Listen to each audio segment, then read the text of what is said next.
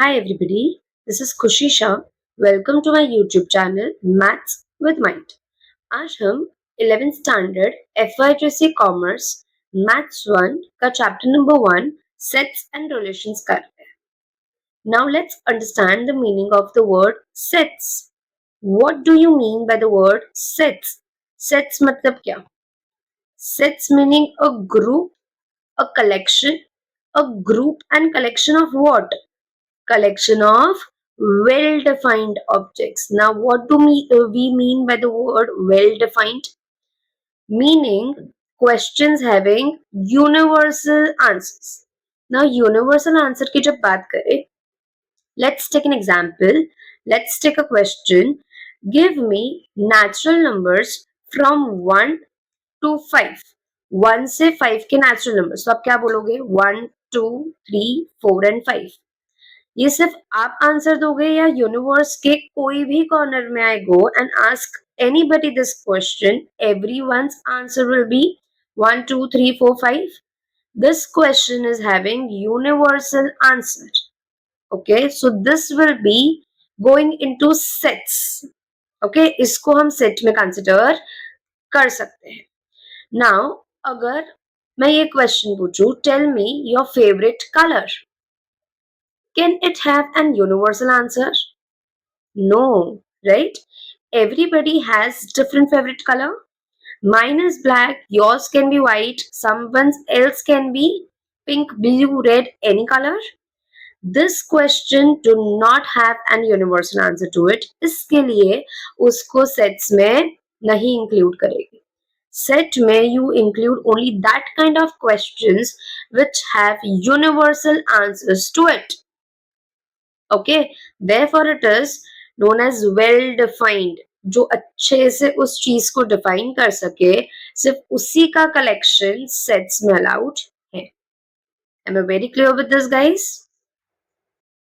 Okay, now ये chapter में ना इनिशियली बहुत सारे कॉन्सेप्ट्स है जो तुमको रिवाइज करने हैं.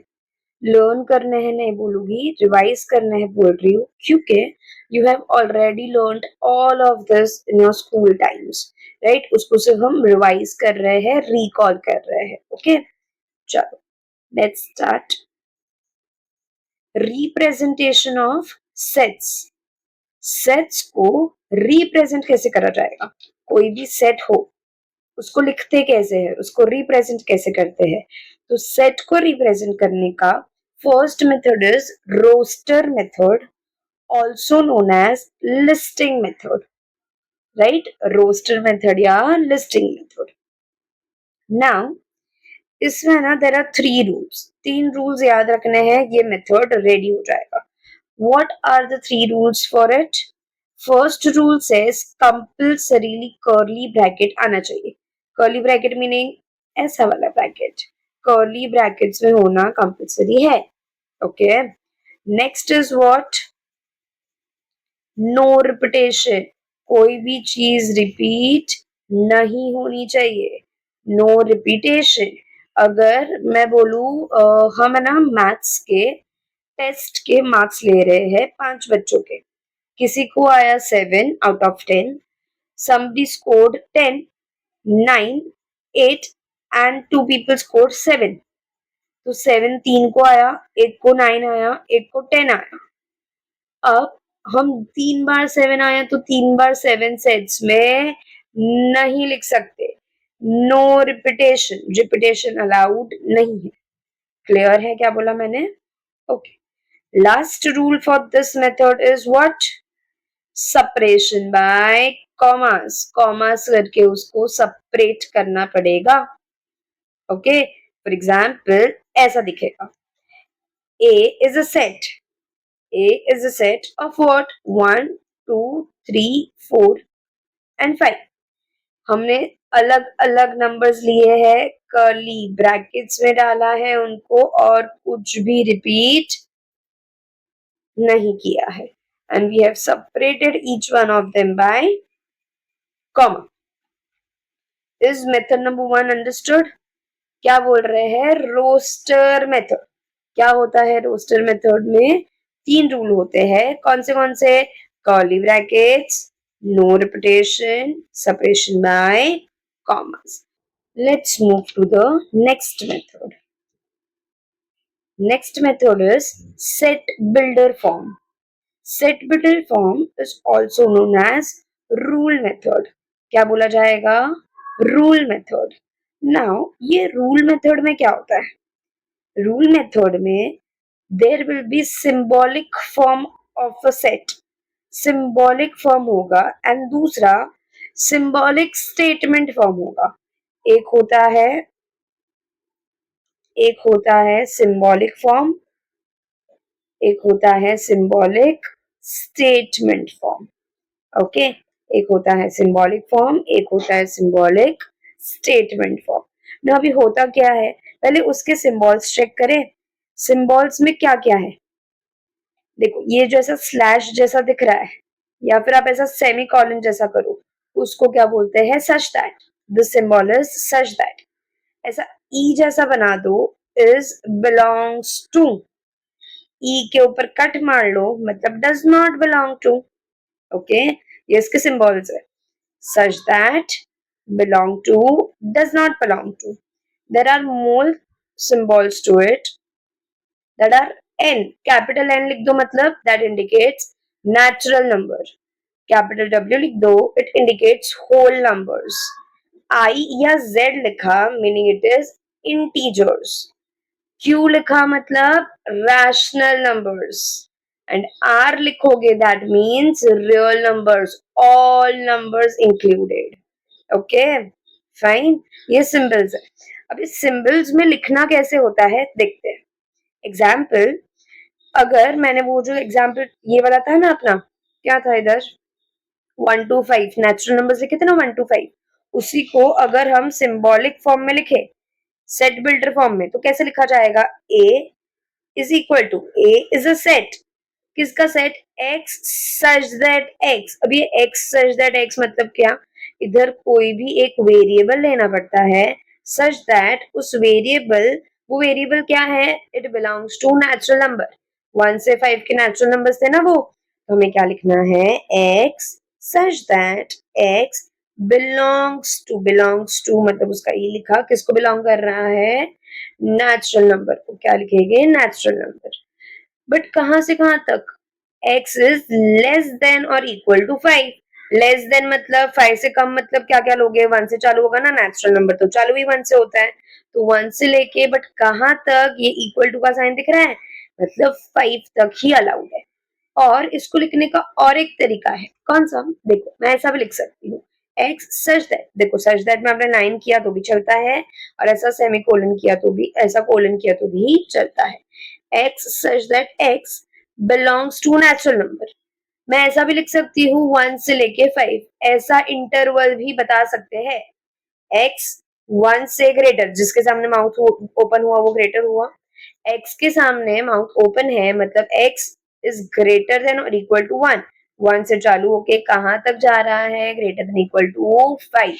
इसी को लिखने का और एक तरीका देखे तो 0 से लेके 6 दोनों के नीचे मैंने इक्वल टू का साइन नहीं किया है, मीनिंग 0 एंड 6 इंक्लूडेड नहीं है, तो 1 से लेके 5 हुआ.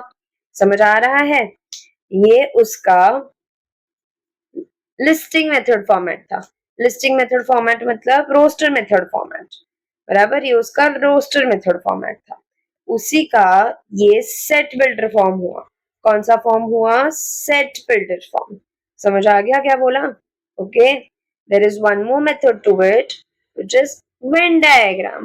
Which is Venn diagram. Venn diagram क्या है? एक जॉन वेन करके मैथमेटिशियन थे. एक जॉन वेन नाम के मैथमेटिशियन थे जिन्होंने ये कॉन्सेप्ट इन्वेंट किया है, इसलिए इसका नाम वेन डायग्राम रखा गया है. ओके वेन डायग्राम में होता क्या है? Diagrammatical representation of a set. कोई भी सेट को, कोई भी सेट को डायग्रामेटिकली रिप्रेजेंट करो उसको क्या बोलते हैं? Venn diagram. कोई भी सेट डायग्राम के फॉर्म में लिख दो मतलब उसको वेन डायग्राम हो गया. अब डायग्राम्स भी स्पेसिफिक होते हैं. कैसे? Closed geometrical figures. Closed geometrical figures ही होने चाहिए. Okay, closed geometrical figures. Now closed geometrical figures में क्या हो सकता है? It can be circle, it can be square, it can be triangle, it can be rectangle, it can be any closed geometrical figure. Okay, example के लिए here is the Venn diagram. मैंने एक rectangle बना लिया, set ए का naming कर लिया, एक सर्कल है, क्या क्या था सेट ए में 1 से 5 ना, तो 1 2 3 4 5 लिख दिया। ये ए वाले सेट को मैंने डायग्राम के फॉर्मेट में लिख दिया, मतलब ये उसका वेन डायग्राम हो गया। I hope I am clear with all the three concepts of representation of set. Now, let's move towards next concept. Next concept is types of sets. Sets के types है, and उसके types इतने simple है ना कि जैसा उसका नाम है ना वैसा ही उसका काम है। चलो let's check. It will be very easy for you guys. First one is singleton set. What first one is singleton set. क्या है singleton set? अभी उसमें क्या होगा? Consist single element, consist of single element. मतलब एग्जाम्पल अगर मैं बोलूं even prime number, even prime number एक ही है ना पूरे दुनिया में, टू के अलावा और कोई इवन नंबर है जो प्राइम हो? नहीं। तो सेट के अंदर एक सिंगल एलिमेंट आएगा, उसको क्या बोलेंगे? Singleton set. Very simple. Yes, जैसा नाम है सिंगल, तो सिंगल ही एलिमेंट आएगा। क्लियर हुआ? नेक्स्ट क्या है? एम्प्टी सेट और नल सेट। एम्प्टी खाली, नाम से पता चल रहा है, कंसिस्ट नो एलिमेंट, कोई भी एलिमेंट उसमें नहीं आएगा। एग्जाम्पल देखें, प्राइम नंबर लेस देन 2, 2 से छोटा कोई भी प्राइम नंबर बताओ। 2 से ही तो प्राइम नंबर चालू होता है। 1 is neither prime nor composite, तो ए के अंदर कुछ भी नहीं, खाली ब्रैकेट बना दिया मैंने, उसको क्या बोलते हैं? Empty set. अब उसको खाली ब्रैकेट लिख सकते हो या फिर ए के बाजू में आप ऐसा सिंबल बना सकते हो, वो नल सेट हुआ। ये सिंबल का नाम क्या है? फी। फी या 5, आप कुछ भी बोल सकते हो, फी बोलो या फी 5 बोलो। एम्प्टी सेट मतलब सेट खाली कर देने का, सेट के अंदर कुछ आएगा ही नहीं, नो एलिमेंट। 2 से छोटा कोई भी प्राइम नंबर है ही नहीं, तो कहां से डालेंगे? या फिर आप नल सेट लिखना चाहो तो ऐसा ये सिंबल बना देना, ये नल सेट है। Okay, next type of set is finite set. Finite, finite meaning limited, countable, consist of finite, countable, limited elements, मतलब तुम तो काउंट कर सको इजीली। उसका एग्जांपल देखें, नेचुरल नंबर्स लेस देन 6, 6 से छोटे नेचुरल नंबर लिखो, that will 1 2 3 4 and 5, this are countable, आप इजीली काउंट कर सकते हो। और ये फाइनाइट है, लिमिटेड है। ओके, इसको इसके लिए इसको you call it as finite set. Very simple. Moving towards next type of set, which is opposite to it, which is infinite set. अब बता सकते हो अभी infinite क्या होगा? Yes, very simple. क्या है? जो अनकाउंटेबल हो, अनलिमिटेड हो, जो इनफाइनाइट तक जाए, उसको इनफाइनाइट सेट बोलेंगे। उसका एग्जाम्पल ओनली नेचुरल नंबर्स, मैंने कोई कैप नहीं डाला इधर के लेस देन 6 होना चाहिए, अप टू 5 होना चाहिए, ऐसा कुछ नहीं, सिर्फ बोला नेचुरल नंबर, तो वो तो 1 2 3 4 5 dot dot dot dot dot चलता ही जाता है। नेचुरल नंबर, नेचुरल नंबर का एंडिंग नहीं होता है। आ रहा है समझ में गाइस?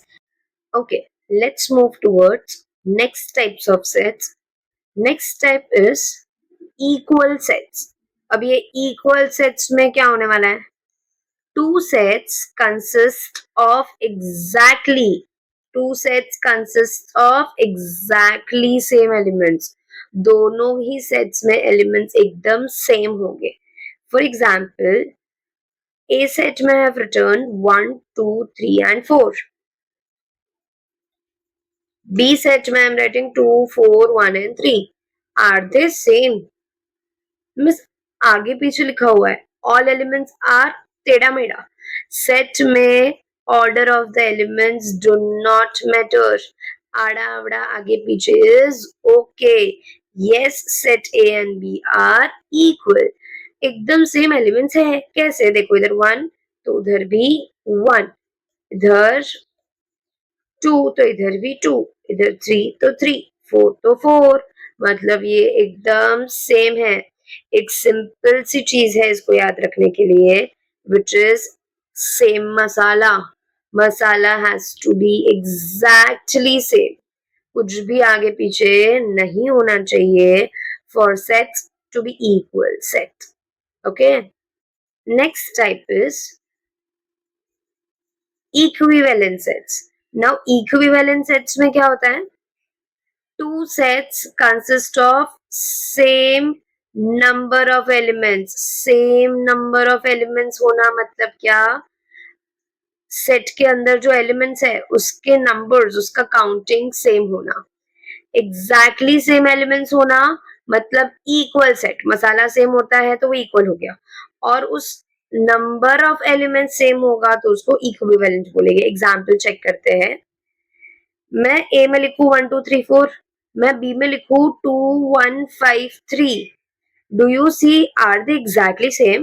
1 1 2 2 3 3, बट इधर 4 और इधर 5, नॉट एग्जैक्टली सेम। ये इक्विवेलेंट, सॉरी ये इक्वल नहीं है। क्यों नहीं है? मसाला सेम नहीं है ना भाई।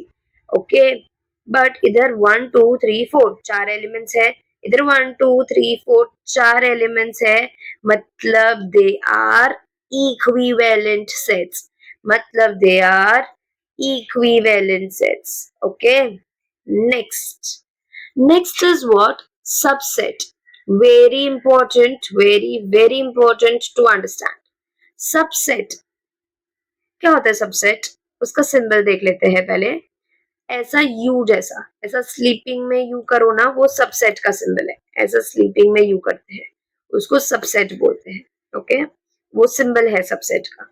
एग्जाम्पल, ए में मैंने लिखा 1 2 3 4, बी सेट में मैं लिखू 3 एंड 1, ए सेट में मैंने लिखा 1 2 3 4, बी सेट में मैं लिख रही हूँ 3 एंड 1। अब ना I name set A and B something. मैं ए सेट को मम्मा सेट बुला रही हूँ, बी सेट को बेबी सेट बुला रही हूँ। Why mamma and baby? दिख रहा है, ए एक बड़ा सेट है 1 2 3 4, और उस बड़े सेट से ही लिए हुए दो एलिमेंट्स 3 एंड 1 है जो बी में डाले हैं। ए से ही कुछ निकला हुआ चीज जो बी में गया उसको बेबी सेट बोलेंगे। मम्मा से ही निकला हुआ बेबी, समझ आ रहा है? तो भी सबसेट में क्या होता है, B is a subset of A, baby is a subset of mama। Do you agree that baby is a part of mama? Yes, right, वो करेक्ट बात है। मतलब any set which is a part of a main set is known as subset। Baby set आगे लिखते हैं, mamma set पीछे लिखते हैं। Baby is a subset of mamma always, मतलब in this case B is a subset of A। now कैसे लिखेंगे सिंबलिकली? Symbolically उसको लिखा जाएगा B आगे सबसेट का सिंबल और A। B is a subset of A। am I very clear about this? Mamma set baby set समझा, main set और उसमें से ही निकला हुआ एक छोटा पार्ट मतलब बेबी सेट। क्लियर है? सबसेट बोलते हैं।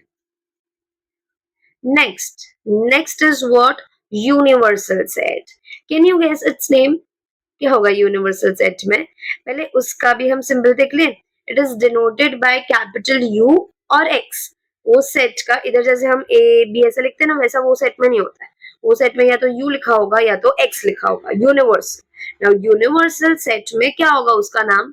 एग्जाम्पल देखे पहले, पापा सेट है उसका नाम। अगर मम्मा और बेबी आ गए तो क्या बचा? पापा। पापा सबके यूनिवर्स होते हैं ना, वो अपनी मेन दुनिया है। पापा से बाहर हमको कुछ नहीं पता, जितनी दुनिया पापा दिखाएंगे इज आवर दुनिया। इसके लिए उसको हमने यूनिवर्सल सेट बोला है। एग्जाम्पल में 1 2 3 4 5 6 7 8 हमने इतने एलिमेंट्स लिए हैं, और ए में मैं बोलू 1 3 5 7, सॉरी 1 2 3 7, तो ये 1 2 3 7 ये यूनिवर्स से ही निकले हुए पार्ट है ना, मतलब ये यूनिवर्सल सेट है और ये उसका ही पार्ट। तो आप ऐसा भी बोल सकते हो कि A is the baby of universal, subset भी हो सकता है। ओके, यूनिवर्सल में ऐसा होता है। Okay, very clear. ये चारों टाइप क्लियर है। हमने 8 टाइप्स ऑफ सेट सीखे हैं। कौन से? सिंगलटन सेट, एम्प्टी सेट और null set, finite set, infinite set, equal sets, equivalent sets, subset, and universal set. Okay, now let's move towards next concept. Next concept is operations on sets. Sets पे क्या क्या operations होते हैं वो check करते हैं. First is union of sets. क्या बोल रहे हैं? Union. आप यूनियन वर्ड का मीनिंग बता सकते हो मुझे? ग्रुप, टुगेदरनेस, सब एक साथ आ जाते हैं, उसको यूनियन बोलते हैं। मीनिंग तुम्हें याद रखना है सब एलिमेंट्स, सब, एवरी, हाँ सब हिंदी वाला सब है ये, सब elements, every elements together is union of them. कैसे? एग्जाम्पल लेते हैं, लेट्स चेक विद एग्जाम्पल। ए में लिखा 1 2 3 एंड 7। ओके, बी में I am writing 2 3 5 and 8। Now इसका यूनियन करना है, सेट ए और सेट बी को मिलाना है, यूनियन करना है, तो कैसे लिखा जाएगा? Let's check. A union B, ये जो रेड से मैंने किया है यू, कैपिटल यू, ये यूनियन का साइन है। ए यूनियन बी मतलब ए और बी का सब एलिमेंट, मतलब ए का ले लो 1 2 3 7, ए का ले लिया 1 2 3 7, बी का 2 वापस क्यों नहीं लिखा मैंने? It is already written. हमने उसमें देखा था रिप्रेजेंटेशन ऑफ सेट में क्या बोला था? You can not repeat the elements, no repetition, therefore 2 and 3 already लिखा हुआ है तो उसको मैं वापस नहीं लिखूंगी, सिर्फ 5 एंड 8 बचा है तो 5 8 लिख दिया। मतलब ए का 1 2 3 7 आ गया, बी का 2 3 5 8 तो 2 3 5 8 आ गया, ए और बी का यूनियन हो गया है। Okay, next operation is intersection of sets. Intersect करना। इंटरसेक्ट वर्ड का मीनिंग पता है तुम्हें? हम कब बोलते हैं ये पॉइंट ऑफ इंटरसेक्शन है, यहाँ इंटरसेक्शन हो रहा है, ऐसा कब बोलते हैं? जब दो लाइंस एक कॉमन रीजन पे मीट करे, उसको हम इंटरसेक्टिंग ऑफ द लाइंस बोलते हैं ना। तो इंटरसेक्शन में एक चीज याद रखनी है, कॉमन एलिमेंट्स, दोनों ही सेट में जो कॉमन हो सिर्फ वो ही कंसिडर करना है। Let's check the example. A में again I have taken 1 2 3 and 7, B में again I have taken 2 3 5 and 8। अब इसका इंटरसेक्शन बोले तो जो दोनों में कॉमन है, क्या कॉमन है दोनों में? मिस वेरी क्लियर, 2 and 3 जो दोनों में आ रहे हैं, दिख रहा है, तो वो ही सिर्फ इंटरसेक्शन में जाएगा। ए इंटरसेक्शन बी, मिस उल्टा यू क्यों बनाया? इंटरसेक्शन का उल्टा यू सिंबल है, यूनियन का सीधा यू है, याद रखो, यू फॉर यूनियन तो उसमें सीधा यू डाल देने का, और इंटरसेक्शन बचा तो उल्टा। क्या आया? सिर्फ 2 and 3, सिर्फ कॉमन वाले एलिमेंट्स लिखने होते हैं। यूनियन में सब कुछ लेना है, union everybody together. Intersection only common elements out of the given sets, that is 2 and 3। Okay, अब ये सेट्स को मैं वेन डायग्राम के फॉर्मेट में तुमको रिप्रेजेंट करके बताऊं। सेट्स को वेन डायग्राम फॉर्मेट में रिप्रेजेंट करते हैं। Here it is। देखो, मैंने एक रेक्टेंगल बनाया, उस रेक्टेंगल को यू बोला, यू फॉर कौन? यूनियन नहीं, अभी क्या सीखा था? यूनिवर्सल सेट, मेन सेट, पापा सेट। ओके, ए का एक सिंबल बनाया, सर्कल बनाया, बी का एक सर्कल बनाया, नेम किया this is set A, this is set B. A में क्या था? 1 3 2 and 7, तो लिखा 1 2 3 and 7। बी में 2 3 5 8। ये 2 और 3 बीच में क्यों लिखा? क्योंकि वो दोनों का कॉमन चीज था ना, इसके लिए वो दोनों के बीच में आ गया, बराबर। अब जब यूनियन बोलेगे ना तो मैंने रेड मार्क पूरे को किया है, क्यों? यूनियन मतलब सब कुछ कंसिडर करना है, एवरीथिंग, इसके लिए उसको यूनियन बोल रहे हैं, बराबर। अभी उसी का ही सेम रिप्रेजेंटेशन मैंने नीचे किया है इंटरसेक्शन ऑफ सेट में, ए और बी, बट उसमें क्या मार्क किया है? ओनली ये इंटरसेक्टिंग वाली things, only this common area. Intersection बोले तो you only need to check for the common area, union बोले तो सब कुछ लेना है. Am I clear with union and intersection, guys? This all concepts are too very important for solution of first exercise. Okay. Now moving towards next operation. Next operation is complement of a set. Set का complement. Complement of a set में क्या होता है? Let's check. Example लेते हैं. एक universal set बना रहे हैं 1 से लेके 8 का. एक यूनिवर्सल सेट बना दिया है मैंने 1 से लेके 8 का. नाउ ए सेट में I am taking 2 3 6 and 7 out of it only. Universal से ही ले सकते हैं, यूनिवर्स के बाहर का तो कुछ भी अलाउड है ही नहीं, वो अपना यूनिवर्स है. मतलब उसके बाहर कुछ पता है क्या तुम्हें? यूनिवर्स के बाहर पता है क्या है? नहीं है ना, नहीं पता है. ओके. ए के ऊपर ऐसा डैश किया है, ए के ऊपर ऐसा सी लिखा है, ए डैश या ए के ऊपर है सी. 1 4 5 8. कुछ समझ नहीं आया मुझे, कैसे आया ये? जो ए में नहीं है, ए वाले सेट में जो जो लोग नहीं आए, जो छूट गए हैं, कहां से छूट गए? यूनिवर्सल से. वो सब लोग ए कॉम्प्लीमेंट में जाएंगे. 1 ए में नहीं आया था तो ए कॉम्प्लीमेंट में आएगा. 2 आ गया, 3 आ गया, 4 is not there so 4 will be into a complement.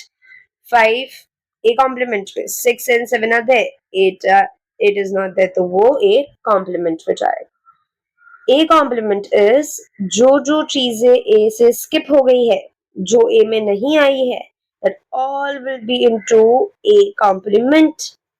Clear है? ओके. ए कॉम्प्लीमेंट का वेन डायग्राम चेक करें. ऐसा होता है. देखो, एक हमने यूनिवर्सल सेट बनाया, अंदर एक सर्कल बनाया ए का. ए में क्या है? 2 3 6 7 सब लिख दिया. मिस ऐसा 2 सर्कल क्यों नहीं बनाया इस बार? कभी भी कॉम्प्लीमेंट वाले केस में कुछ भी कॉमन होगा क्या?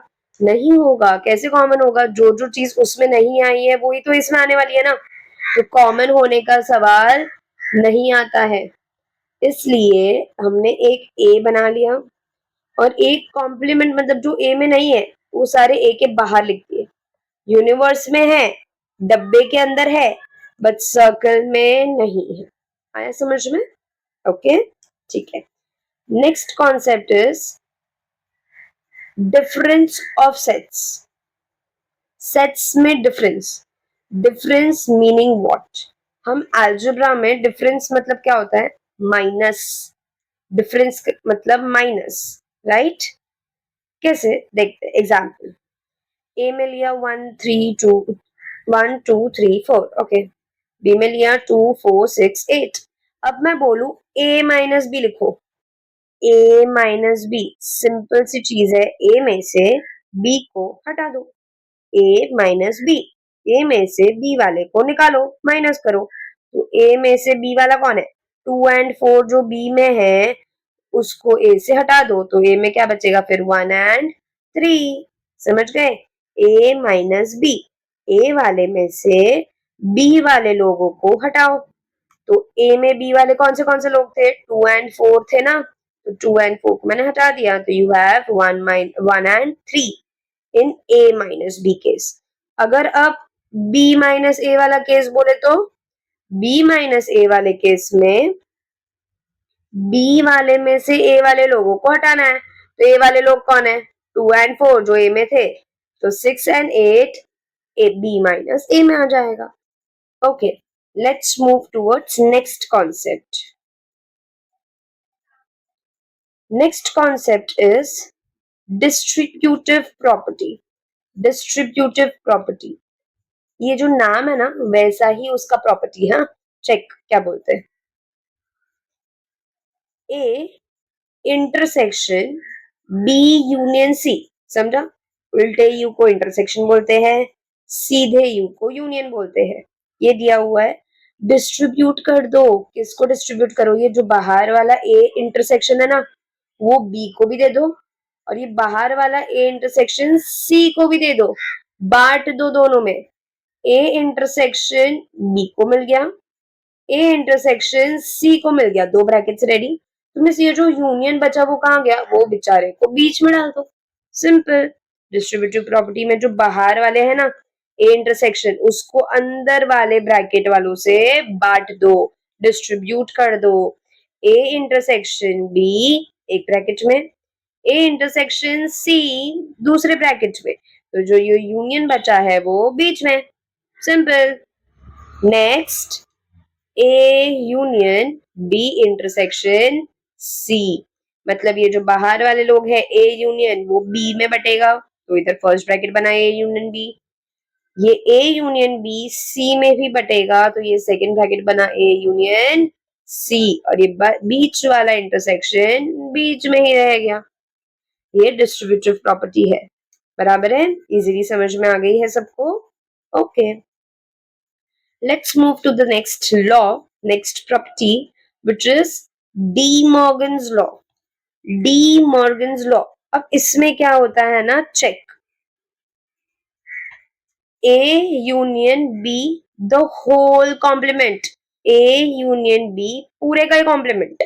क्या करने का, ये कॉम्प्लीमेंट है ना, बांट दो, कॉम्प्लीमेंट A को भी दे दो A के ऊपर, कॉम्प्लीमेंट B को भी दे दो B के ऊपर, और ये यूनियन को बदल के इंटरसेक्शन में डाल दो। ये कॉम्प्लीमेंट जो पूरे पे है उसको दोनों में बांटो, मतलब ए कॉम्प्लीमेंट बी कॉम्प्लीमेंट, और ये यूनियन का उल्टा, intersection. De Morgan's law, A union B the whole complement equates to A complement intersection B complement, simple. Next, same है, इधर यूनियन था इधर इंटरसेक्शन है, बस ये जो बाहर का कॉम्प्लीमेंट है वो ए और बी को बांटा, ये इंटरसेक्शन था तो कॉम्प्लीमेंट बांटने से वो यूनियन बन गया। ये होता है D Morgan's law. What is this, D Morgan's law. Okay, next concept, cardinal number. Cardinal number क्या होता है, number of elements in the set, कोई भी सेट में जितने एलिमेंट्स है उसको कार्डिनल नंबर बोलते हैं।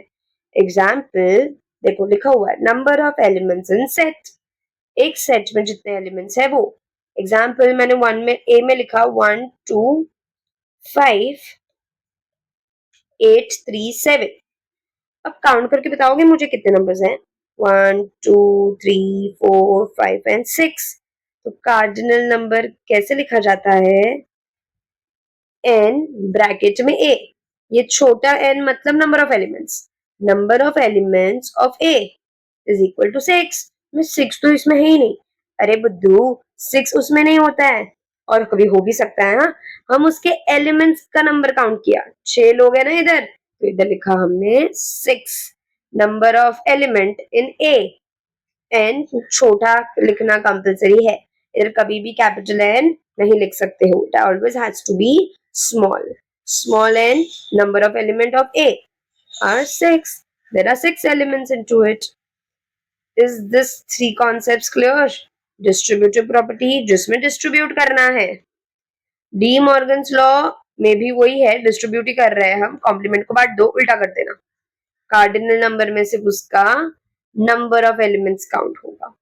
Okay, now moving towards last slide, last some properties and rules. Okay, चलो let's check, properties check कर रहे हैं, properties are basically some formulas and rules, हाँ, check, number of A union B, and है ना ये सारी चीजें we are repeating, हाँ guys, there is nothing new to it, तुम्हें रिकॉल हो रहा होगा कि ये सब तुमने स्कूल में किया था।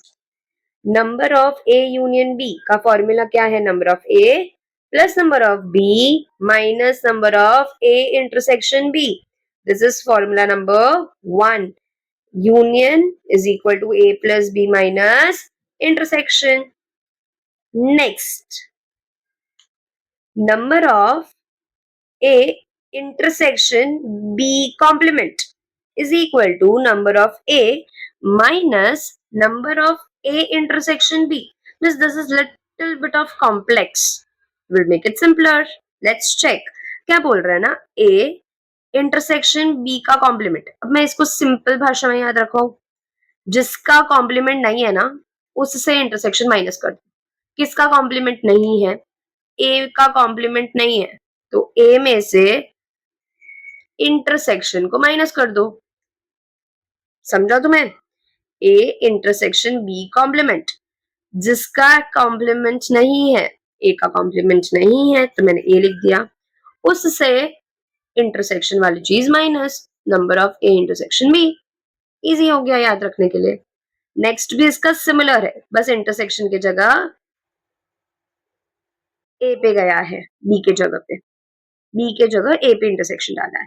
तो अभी हम वही चीज से मेमोराइज करें, वही चीज से याद रखें। इसको क्या बोला था? जिस पे इंटरसेक्शन नहीं, जिस पे कॉम्प्लीमेंट नहीं है, किस पे कॉम्प्लीमेंट नहीं है? बी पे, उससे इंटरसेक्शन माइनस कर लो तो number of B minus number of A intersection B. Easily याद हो रहा है? Yes, okay. Next, next is what? Number of A complement. A complement का नंबर मैं कैसे ढूंढूं? यूनियन में से ए वालों को माइनस कर लो। सिंपल है ना ये चीज? तो यूनियन में से ए वाले को माइनस कर लो। चलो अभी ये चीज मैं ना तुमको वो अपने वेन डायग्राम से समझाती हूँ। देखो ये वाला केस बोल रहे हैं वो, क्या बोल रहे हैं वो? ए कॉम्प्लीमेंट का नंबर चाहिए, ए कॉम्प्लीमेंट का नंबर चाहिए। कितने हैं? 4। कहां से पता चलेगा? जो पूरा यूनिवर्सल है ना उसमें से ए वाले को माइनस कर लो। ये यूनिवर्स में जितने भी लोग थे उसमें से ए वाले लोगों को मैं हटा दूं तो what I am left with? A complement वाले लोग। मतलब अगर तुमको कभी ए कॉम्प्लीमेंट चाहिए, ए कॉम्प्लीमेंट में इधर जो है वो चाहिए, तो क्या करने का? पूरे डब्बे में से बीच वाले ए को हटा दो तो तुम्हारे पास ये बाहर वाली चीज बच जाएगी। आया समझ में हमने क्या बोला है? तुम्हें कॉम्प्लीमेंट चाहिए तो पूरे डब्बे में से ए को हटा देने का तो उसका कॉम्प्लीमेंट मिलता है। सिमिलरली बी का कॉम्प्लीमेंट चाहिए तो यूनिवर्स से बी को हटा दो। मीनिंग जिसका भी कॉम्प्लीमेंट चाहिए ना यूनिवर्स में से उसको हटा देना तो रिमेनिंग उसका कॉम्प्लीमेंट मिल जाएगा।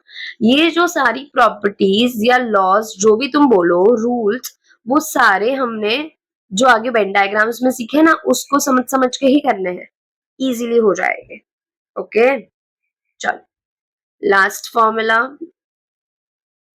लास्ट प्रॉपर्टी क्या बोल रही है? A union B union C, वो इसी से रिलेटेड है, बड़ा देख के डरना नहीं, इसी से रिलेटेड है। देखो ए यूनियन बी था तो हमने क्या किया? ए प्लस बी और उससे उसका इंटरसेक्शन माइनस। अब इधर 3 है, A union B union C, तो A plus B plus C, तीनों का प्लस। ओके, अभी एक एक करके उसके इंटरसेक्शंस माइनस कर लो। ए इंटरसेक्शन बी पहले माइनस करते हैं, फिर बी इंटरसेक्शन सी माइनस करते हैं, then A intersection C minus किया, बराबर। और फाइनली ए बी और सी तीनों का इंटरसेक्शन ऐड कर लिया।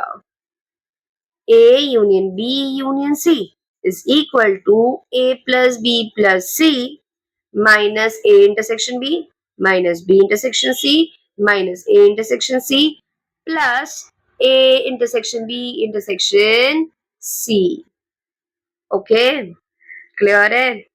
Now here we are done, but I have some important points which I term as my rules. ये मैंने बनाए हैं, ये कहीं पे भी तुमको टेक्स्ट बुक में नहीं मिलेंगे। ये तुम्हारे सिंपलर अंडरस्टैंडिंग के लिए, सिंपलर वर्ड प्रॉब्लम सोल्यूशन के लिए मैंने खुद से डिजाइन की हुई चीज है। ओके, चलो देखते हैं क्या है वो। और या एटलीस्ट कभी भी कोई भी वर्ड प्रॉब्लम में तुमको ये दोनों वर्ड दिखे, कौन से दोनों? एटलीस्ट या और, तो तुम्हें क्या करना है उस वर्ड प्रॉब्लम में? तुम्हें सिंपली उस वर्ड प्रॉब्लम में यूनियन ढूंढ लेना है, समझे? कभी भी और या एटलीस्ट दिखेगा तो you will always find the union. Okay, जो भी दो सेट्स या जो भी चीजें बताई होगी उसका और या एटलीस्ट पूछेंगे तो चुपचाप यूनियन निकाल देना। ओके, यूनियन कैसे निकालेंगे? मिस ये रहा ना फॉर्मूला, अभी तो सिखाया है, उसकी हेल्प से निकाल देंगे। ओके, नेक्स्ट, कभी कभी वर्ड प्रॉब्लम्स में, क्वेश्चंस में you will see words like and, both, बराबर। तब क्या करने का? इंटरसेक्शन। एटलीस्ट या और दिखा तो गो फॉर यूनियन, एंड या बोथ दिखा तो गो फॉर इंटरसेक्शन। ओके, ठीक है।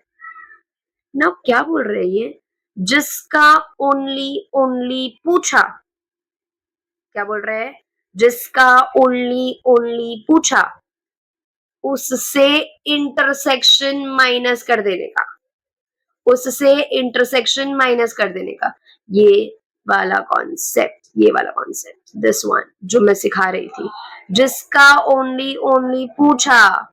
देखो बी कॉम्प्लीमेंट मतलब उसको छोड़ दो, ए का ओनली पूछ रहे, ओनली ए के बारे में बोल रहे हैं, तो ए से इंटरसेक्शन माइनस करते हैं। ये चीज है ना, फिलहाल जो ये स्टेटमेंट है ना वो नहीं समझेगी। एक बार जब हम इसके केस का वर्ड प्रॉब्लम करेंगे ना, तब तुम्हें क्लिक होगा, अच्छा मिस ये बोल रही थी। Okay,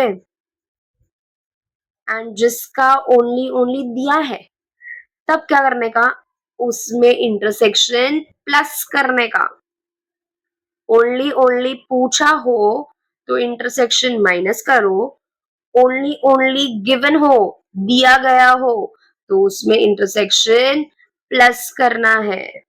okay guys, here we are done with set chapter का इंट्रोडक्शन पार्ट। बहुत सारी चीजें इसमें समझनी थी, but it was nothing new, तुम्हें सब कुछ पहले से आता है। ओके, और ये लेक्चर बहुत ज्यादा इंपॉर्टेंट है for your further set chapter का solution wala part.